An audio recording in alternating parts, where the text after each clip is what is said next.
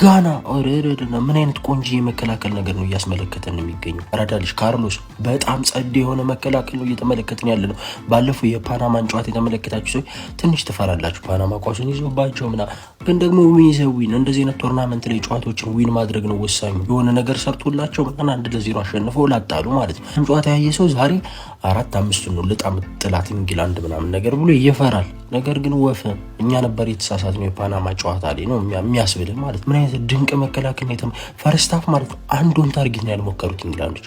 አንዱን ታርጌት እንግላንድ ላይ ያለውን ችግር ምናምን ብዬ ማሰቡ የራሴ አለ። ነገር ግን ጋናና ለማድነቅ አይቻልም። ቀጣይ ክሮሺያ ጋቻ የምትወጣ ከሆነ ድዋላጥ ብላ ነው የምታልፈው ማለት ነው። እንግላንድ በጣም ትልቅ ችግር እየታየባት ይገኛል። ያራዳች ግዴታ ነው እንዴ?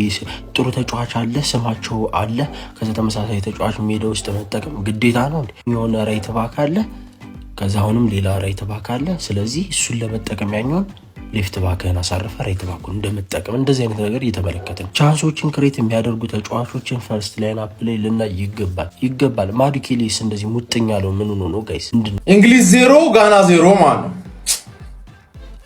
ቀፋፊ ጨዋታ ማለት ሰከንድ ሃፍ ትንሽ ይሻል ነበር። ገባር ሃሪኬን ምን ሆነ ነው ያን ከዚህ ትስታለ ለዛሬ ቻንስ መፍጠር ያልቻልንበት ዋነኛ ተጠያቂ ቶማስ ቱሄል ነው። ተረዳኝ አይደል? ሲጀመር ሳካና ራሽፎርድ ዊንገሮች ናቸው። በቃ ግዴታ ሳካ እንደ ከትባ ጋርጋታላ በቃ ኳሊቲ ነው እኮ ገባር ክላስ ኢዝ ፐርማነንት። ዋነኛው ችግር ግን አታክ ስናደርግ ሪስ ጄምስ ነው። ሪስ ጄምስን ገድበዋል ማለት ዝም ብሎ ብቻ የሚከላከል ራይት ባክ የካይል ዋከርን ስራ እንዲሰራ ኦቨርላፕ ማድረግ አለበት፣ አንደርላፕ ማድረግ አለበት፣ ክሮስ ማድረግ አለበት። አንዴ ራሱ የኒኮ ኦራይሊ ድል እኮ ሪስ ጄምስ ኦቨርላፕ አድርጎ እኮ ነው ሪስ ጄምስን አሳስረዋል ማለት ነው። ካቴና የሪስ ጄምስን ካቴና ፈታው ነው። ምን ተረዳኝ አይደል? ከዛ በተረፈ ግን በቃ ሴት ፒስ ማለት ነው። ክሮሱ ይመጣል። ሌላው ግን ውስጥ ምናምን ቦክስ ውስጥ ምናምን ኦርጋናይዜሽን ምናምን የለም ማለት ነው። ሴት ፒስ ኮቻችንን እናውስህ ማንዬ ክሮሱ ይመጣል ግን በቃ አላርለ ወፍ የለም ገባባ። እዚህ ጋር አርሰናል ይጫወታል። ሌላኛው አርሰናል ተጫዋች ቶማስ ፓርቴ ደግሞ ገደበን ማለት አርሰናል አይስቶ እንደዚህ ነው ገባ 0-0 አይገባብማ። የአርሰናል ተጫዋች ካለ በሁለቱም በኩል 0-0 ረጋና ምን አይነት ዲፌንሲቭ ማስተር ክላስ ነው ያስመለከተችን። ይሄማ ዲያጎ ሲሞኒ ነው የምሪን ነው የምላችሁ። በግሩፕ ኤል ወሳኝ ጨዋታ እንግሊዝ ከጋና 0-0 ተለያይተው አንዳንድ ነጥብ ተጋርተው እንግዲህ በ4-4 ነጥብ በግሩፓቸው በጎል ተበላልጠው እንግሊዝ አንደኛ ላይ እንዲሁም ደግሞ ጋና ሁለተኛ ላይ በተመሳሳይ ነጥብ በጎል ክፍያ ዝቅ ብላ ተቀምጣለች። ምን አይነት ዲፌንሲቭ ማስተር ክላስ ነበር ጋናዎች ያስመለከቱን። ጨዋታው ላይ ይዘውት ከገቡት ሐሳብ አንፃር በጣም ስኬታማ ቡድን ጋና ይመስለኛል በግሌ። ምክንያቱም እንግሊዝ ሙሉ በሙሉ ጨዋታውን ከኳስ ጋር የበላይነት ወስዳ ነበረ። ለማጥቃትም የተለያዩ አጋጣሚዎችን የጎልድን ለመፍጠር ስትሞክር ነበር፣ አልተሳካላትም። የጋና ዲፌንዲንግ በጣም አስደናቂ ነበር፣ እንደ ቡድን የነበራቸው ህብረት ማለት ነው። በአንዳንድ አጋጣሚዎች ነው በካውንተር አታክ ለማጥቃት የሞከሩት እንጂ ያን ያህል ኳሱን የሚያዝ ፍላጎትም አልነበራቸውም። ኳሱን እንግሊዞች በዛ ልክ ያዙት የነበረው ፈቅደውላቸው እንደነበር ነው የተመለከትነው። ኤኒዌይ ግን የጋናዎች መከላከል አቅም ዛሬ በጣም ድንቅ ነበረ። የሚፈልጉትንም አንድ ነጥብ አግኝቷል። እንግሊዞች ግን ከዚህ በላይ የማግኘት ሀሳብ ኖሯቸው ጨዋታው ላይ የገቡ ቡድን ይመስሉ ነበረ። ነገር ግን ያሰቡትን ከጨዋታው ላይ ይዘው መውጣት አልቻሉም። በዚህ ጨዋታ ላይ ማለት ነው ፈርስት ሃፍ ጭራሽ ጋና ኦን ታርጌት እንኳን አላስሞከረቻትም ነበር ለእንግሊዝ ማለት ነው። ከሰከንድ ሃፍ በኋላ ነበረ ሙከሮችን እንኳን ኦን ታርጌት ማድረግ ይችላል ነበር። እንግሊዝ ከጋና 0-0 አልቋል። የእንግሊዝ ነገር ግራ የገባው ነው ሁሉ ጊዜ እንግዲህ ስንት ዓመት አየና ግራ የገባው ነገር ነው። አሪፍ መጣች ስትሏቸው ችግር ይፈጥራሉ ላያቸው ላይ ሰው የተጫዋቾች ምርጫ ላይ ነው ላይ አሰልጣኙ ማድዌኬን አሰልፎ ሳካን ቤንች እያደረገ እኔ ግራ ገብቶኛል። እና ሞርጋን ሮጀርስ እያሉ ምናምን ነገር በጊዜ መቀየር ያለባቸው ነው። ራሽፈርድ ምናምን ሰውየው አቀየር ላይ ብዙም አይደለም። ፕላስ ደግሞ የጋና ቲም ይከላከለዋል አትበሉት። 90 ደቂቃ ነው የተከላከለው የጋና ቲም። እንዲያጠበቁትም የጋና ቲም ከፓናማ ጋር እንዲሁም ዶሚኔት ተደርገው ነበር። እዚህ ጨዋታ ላይ ግን ተከላከሉት፣ ተፋለጡት። በቃ ጨዋታው ሞር ኃይል የበዛበት አድርጎ 0-0 ወጥቷል። እንግሊዝና ጋና እንግዲህ በ4 ነጥብ ምድቡን እየመሩት ይገኛሉ። ያው የመጨረሻው ጨዋታ ላይ አጣብቂኝ ውስጥ ሊገቡ ይችላሉ። ኤኒዌይስ እንግሊዞች ያው የእንግሊዝ ናት። ያው አጠብቋትም ያለማውጣት አሸንፋለች ብላችሁ አሪፍ ቲም ነው፣ ግን ያው ችግር ይፈጥራሉ ራሳቸው ላይ። እኔ የእንግሊዝ ጨዋታ ላይ ማዱዌኬ እስከ 80 ደቂቃ የተጫወተበት ምክንያት ብቻ ነው የገባኝ። ለማንኛውም አፍሪካዊቷ ጋና የዓለማችንን ትልቁ ሊግ ባለቤት የሆነችውን የእንግሊዝ ብሔራዊ ቡድንን ነጥብ አስጥለዋል። በቃ የጋና ጮት ባጭሩ እኔ ስነግርህ ማለት ነው አታገቧትም አላገባትም ነው በቃ ጭዌያቸው። አባቴ ለእግር ኳስ ሳይሆን ለራግቢው የቀረቡ የሚገራርሙ ተጫዋቾች አላቸው።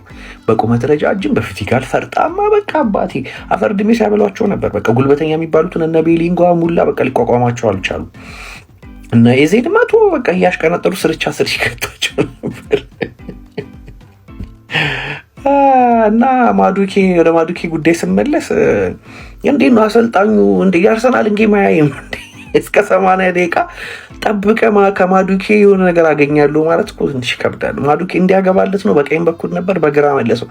ራሽፎርድ ከገባ በኋላ እነ ኤዜ እነ ሳካ እነ ኦራይሊ ምናምን ከገቡ በኋላ የመጨረሻዎቹን 10 ደቂቃዎች እንግሊዞች በጣም ለማስጨነቅ ሞክሮ ነበር። ሴት ፒሶች ምናምን፣ ሃሪኬን የሰቀለው ኳስ፣ የኦሬሊ አንግል የመለሰበት፣ ሳካ በሚገርም ሁኔታ በረኛው ያዳነበት ኳስ ከርቭ መቶ ምናምን በቃ ግን ጋና በቃ በምንም መንገድ ችለው ነው በቃ አስጥሏቸዋል። እኩል 4 ነጥቦችን ይዘው ቁጭ ብለዋል። እንግዲህ ጋናዎች ዛሬ ባስ አልነበረ የሚያቆሙት ጋይስ። ይሄማ ባቡር ነው የሚያስብል ነበረ ዲፌንሲቫቸው ማለት ነው።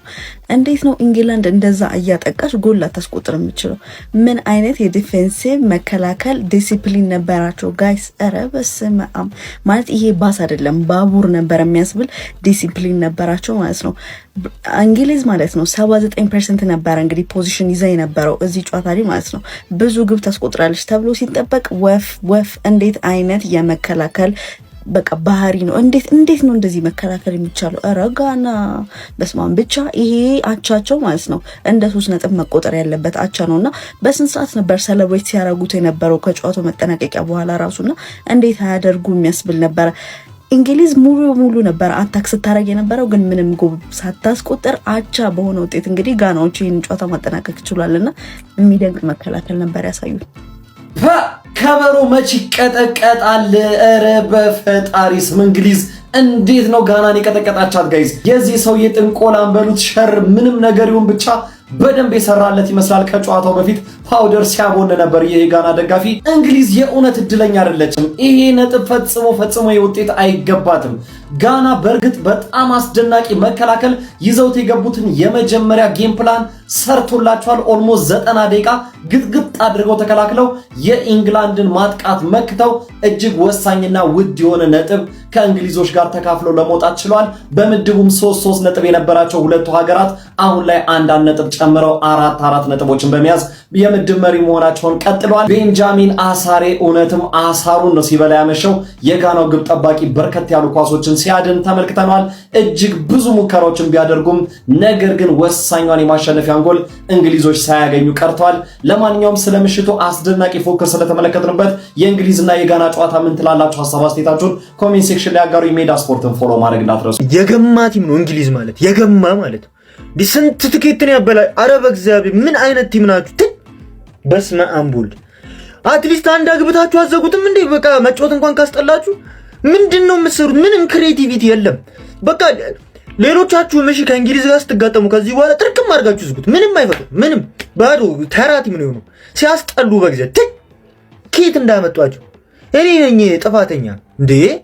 ምንድነው እንደዚህ? አትሊስት ትንሽ እንኳን ደግሞ አትሞክሩም? ከማትሞክሩትም ላይ አጋጣሚ ስታገኙ አንግል ምን አለበት? ምን አይነት እንደዋረ በኢየሱስ ስም ሲያስጠሉ በእግዚአብሔር እንዴ!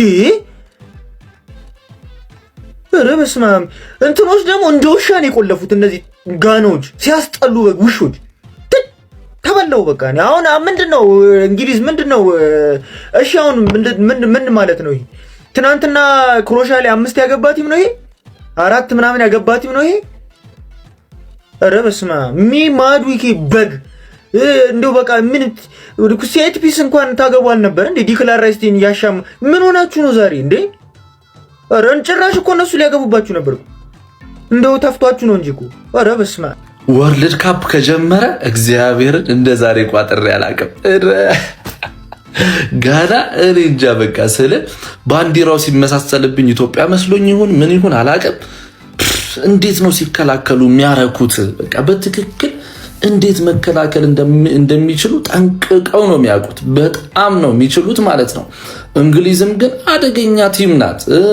ባለፈው ቱሄል በደንብ የተማረ ይመስለኛል። ማርክ ገሂ ዛሬ የሚገርም ፐርፎርማንስ። ሌላው ግን አሁንስ አልታያችሁም ወይ? ዲክላን ራይስ፣ አንደርሰን እና ቤሊንግሃም አይሰራም። ሶስቱም ሯጭ ናቸው። በጣም ዳይሬክት እየሆነ ነው። በቃ ኳስ ይዘው ዝም ብሎ ቾር ነው ወደፊት። ሁሉም ቾር። ማዱኪም ዳይሬክት ነው፣ ጎርደንም ዳይሬክት ነው፣ ሃሪኬን ነው ትንሽ ሳብየ። ሁሉም ወደፊት ነው ኳስ። እንደ ቴምፖ መረጋጋት አለበት። ምንድነው ለሜኑ 15 ደቂቃ ስጠው። እኔ ሰውዬ እግዚአብሔርን ምን አርጎህ ነው ኮቢ ሜኑ? ቆይ እንደዚህ ምጥኝ አርጋ ያስቀረው። ኳሱን ወደ ግራ ወደ ቀኝ ወደ ግራ አንሸራሽራ ልክ ስፔስ ስታገኝ ስሩ ቦሎችን ትጫወታለህ። እንደዛ እኮ ነው ቻንስ የሚፈጠረው። አብዛኛው እንግሊዝ ቻንስ የፈጠረችው ከዊንግ እና ክሮሶች እና ከኮርና ነው እንጂ በትክክል ከኦፕን ፕሌይ ቻንስ አልፈጠረችም። እና እንግሊዝ በቃ መሀል ላይ ይፈልጋል ወይ ኤዜን እንደምንም አስገባው። ኤዜም ይሻላል ኳስ ስለሚይዝ። ሶስቱም ዳይሬክት ናቸው። በቃ አይሆንም። ግን በጋና እጅግ በጣም ኮርቻለሁ። እርሶስ?